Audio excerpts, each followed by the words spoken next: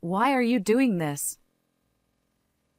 After finishing work, I returned to the United States for the first time in 3 years. Having received the news of my daughter's pregnancy, I decided to surprise her and her husband by visiting their home. To my shock, I found my daughter, despite being in her final month of pregnancy, waiting in the scorching sun. He said it's a wife's job. Noticing my presence, my daughter, with her large belly, broke down in tears. The unbelievable story she then shared left me speechless. Holding my trembling daughter, I resolved to take revenge on a certain person. My husband passed away 20 years ago when I was 35. Since then, I raised my daughter Nicole on my own while climbing to the position of CEO at a major apparel company where I worked. I couldn't let her feel lonely after losing her father at the age of 8. With that in mind, I doted on Nicole more than anyone else. Even after she became an adult and independent, I continued to watch over her as a mother while dedicating myself to my work. Since she grew up to be such a kind person, I want her to live a happy life. However, my modest wish was cruelly shattered. It all started when Nicole, who had just turned 28, visited me and said, Mom, I have something to tell you. I want to marry this person. I had a feeling she was seeing someone, but Nicole introduced me to a man who was a year older than her. Nice to meet you. I'm Michael Miller. I work in the apparel industry too, though at a small company. Dressed in a sharp suit, he smiled at me, showing his perfectly white teeth. It seemed they had met through a mutual acquaintance and hit it off immediately. After dating for a few years, he finally proposed to her. Nicole was already of a good age for marriage, so I had no objections to the idea itself. However, there was something that bothered me a little. Actually, I haven't had breakfast. Could you get me something to eat? Shortly after coming into the house, Michael said this with a smile. He probably didn't mean any harm, but I was a bit taken aback that he would make such a request to his girlfriend's mother on their first meeting. Additionally, from the moment he arrived, Michael had been looking around the room as if he were inspecting it. Since I had put some effort into the interior design, he might have just been interested, but his gaze felt somewhat unsettling. However, Nicole didn't seem to mind his behavior at all. Maybe I'm just overthinking it, I thought. Just then, as Michael was eating the snack I had prepared, he suddenly looked up. Actually, I have a favor to ask you. According to him, despite their discussions about marriage, they hadn't found a suitable place to live yet. So, if it's all right, could the two of us live in this house? This house is spacious, right? If it's a bother, we'll keep looking. Nicole added hesitantly, supporting Michael's request. Indeed, as they said, my house was quite large and spacious enough for the three of us to live comfortably. Even so, it's a bit strange for Michael to bring this up. Despite my slight unease, I agreed with his proposal. After all, I had something to discuss with them as well. In that case, it's perfect timing. I have to go abroad for work in 3 months. In fact, I was scheduled for a 5-year overseas assignment to work on a major project crucial to the company's future.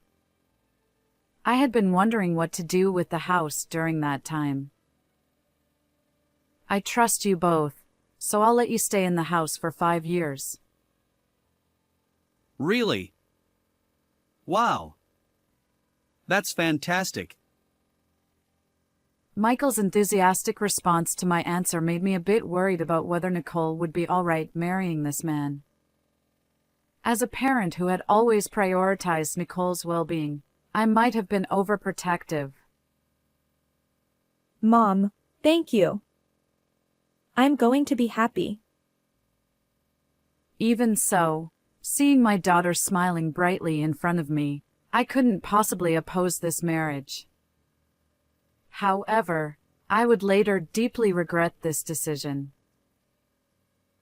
After witnessing their wedding, I left for my overseas assignment as planned.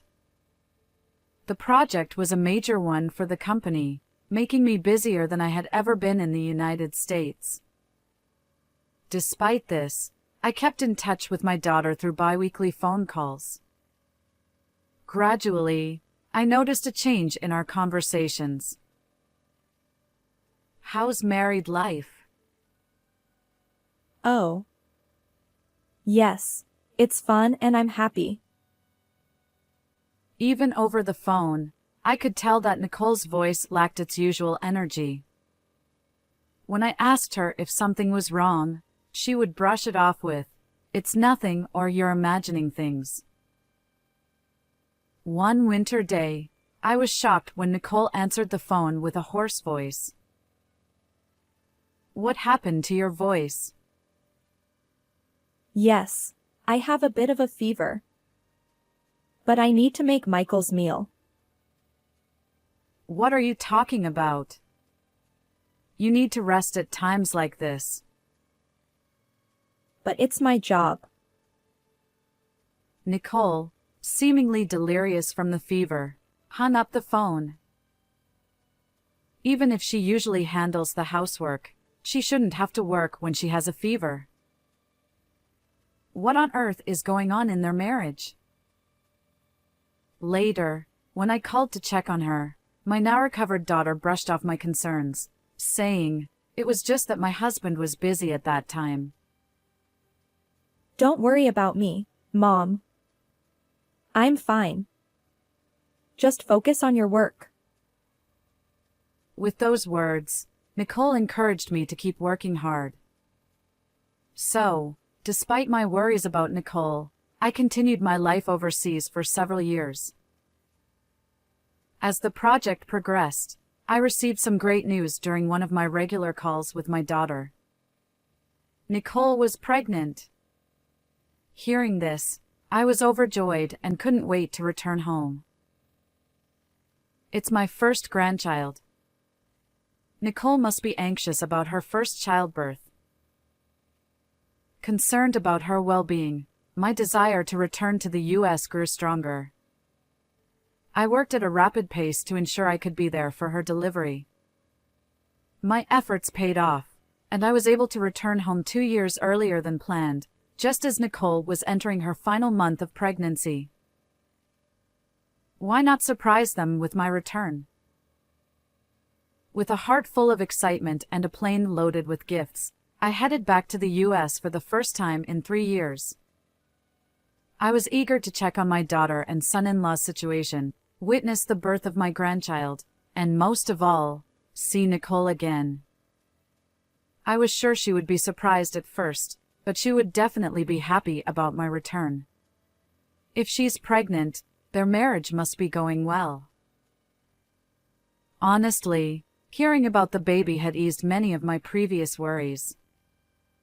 However, my optimism was soon shattered. When I arrived home from the airport, an unimaginable sight awaited me. Nicole. Before entering my familiar home, I glanced at the garden and was shocked, dropping my luggage. It was the height of summer in the U.S., with the sun blazing down, and there was Nicole, heavily pregnant, crouching in the garden. She looked up, startled to see me. Mom. What are you doing here? Upon closer inspection, I noticed she was holding weeds in her hands. Noticing my daughter weeding, I hurriedly ran over to her. Never mind that. Why are you doing this? There was no way a pregnant woman should be doing yard work in this heat. As I placed my hand on Nicole's shoulder, still bewildered, she said, Because he said it's a wife's job. She started crying uncontrollably. A few minutes later, after moving to a cooler place and calming down, Nicole confided everything that had happened to me. The story was so terrible that, for the first time in my life, I felt a rage that made my blood boil. How dare he do this to my precious daughter? I will never forgive him. Unable to contain my anger, I found myself holding my phone. At that moment, I decided to thoroughly punish the person who had tormented my beloved daughter and made a call to a certain place. 1 week later, on Sunday, after staying at a hotel for a while, I visited my home again. Since hearing everything from Nicole until this day, I had been moving solely to take revenge on the person who hurt my daughter. And finally, on this day, I was ready to punish him. Oh, what? Mom! Have you already come back to the US? When I rang the doorbell, Michael, looking surprised, peeked out from inside. Yes, my return was a bit earlier than expected. I see. Well, Nicole is out traveling with friends, so she's not home right now. Although he showed a moment of panic, Michael quickly put on a fake smile. On the other hand, I frowned at his words, because I knew where my daughter really was. Don't lie. Nicole is staying at a hotel right now. When I snapped back, Michael shuddered in surprise at my unexpected response. After that, I took Nicole to a nearby hotel where we stayed together. Judging by the situation, it seemed he didn't even bother to look for his suddenly missing wife. What do you mean by lying to me? Weren't you worried that your wife was missing? No. Actually, I was just about to start looking for her. I didn't want to worry you. When I pressed him, Michael started making excuses in a flustered manner. I was exasperated by his refusal to admit his wrongdoing. Stop running away. I've heard everything from Nicole. Michael froze at my words. Seeing him like that, I recalled the unbelievable stories Nicole had told me. She had been subjected to harassment at home for a long time. While he was kind during their courtship and early marriage, Michael gradually pushed all the housework onto my daughter, eventually treating her like a servant. Even during that winter phone call, Nicole had been forced to work despite having a fever. Moreover, when Michael was not at home during the day, he would take away the keys, saying it was a waste of electricity, and force Nicole to do tasks like weeding in the yard. How could you do this to my precious daughter? To treat such a kind person this way? I glared at Michael, who remained silent, clenching my fists. When I asked Nicole why she had kept all this to herself, she replied, I couldn't make Mom, who raised me alone, feel sad. How could such a considerate daughter be forced to endure such a draining marriage? That's just something Nicole is saying. I haven't done anything like that. Even now, Michael denied everything with a half-hearted smile, showing no sign of remorse. My anger finally reached its limit. If you're going to say that, show me the inside of the house. What? Oh, wait. Ignoring his attempt to stop me, I stepped into our home, only to find a completely changed living room. The custom dresser, the shelves imported from overseas, my favorite sofa. Almost all the furniture was gone, leaving only the bare essentials. It's become quite spacious, hasn't it? This is because Nicole said she didn't need them. Finally starting to panic, Michael made excuses with a pale face, but I stepped closer. Enough of your lies. I know you sold the furniture to spend on your mistress. At my shout, he gasped. After hearing the shocking truth from my daughter, I contacted a detective agency. For the past week, they had thoroughly investigated Michael's behavior. As a result, it was revealed that he had been neglecting my daughter and having an affair. According to the detective, Michael was quite generous during his dates, likely spending a significant amount on his mistress. This can't be. Why would you investigate me? Watching him lose his composure, I smiled. I had one final punishment prepared for Michael. Of course, you'll be divorcing my daughter. But you'll probably be fired from your job too. As expected, his eyes widened at this statement. What? Why does my job have anything to do with this? I've been working on a project overseas, and it's been decided that we'll be acquiring several companies. Yes. One of them is your employer. The shock was so great that Michael began to tremble. It was purely coincidental that we were acquiring his company, but I wasn't going to let this opportunity go to waste. I had informed the president of Michael's company about everything that had happened to Nicole. What they decide to do with you is up to them, but if it were me, I wouldn't employ someone who harasses his wife, cheats, and sells other people's furniture without permission. In my words, Michael finally broke down. No way. I married Nicole, the daughter of a big company, and now it all means nothing. Pulling at his hair, Michael finally revealed his true, ugly feelings, clinging to me with a pale face. Please. Could you tell my boss that it was a mistake? I'll apologize for everything I've done. I'm begging you. Desperately grabbing my hand, Michael pleaded, but I looked at him coldly. At first, I was angry at myself for not stopping this marriage, but ultimately, he was the one at fault. There was no room for sympathy for Michael, who had intended to mistreat Nicole from the beginning. I will never forgive you.